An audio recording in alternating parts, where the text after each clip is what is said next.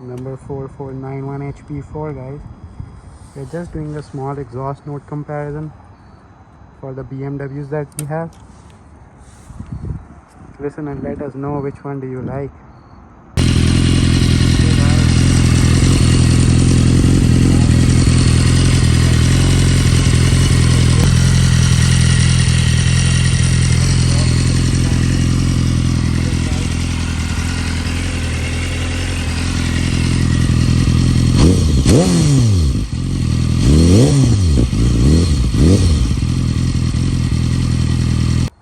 So now for the exhaust comparison, guys. This is our second motorcycle after the HP4.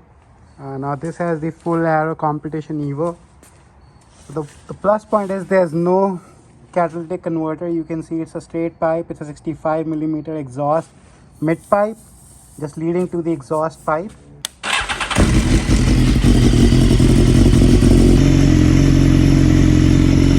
Just got the pipe outside.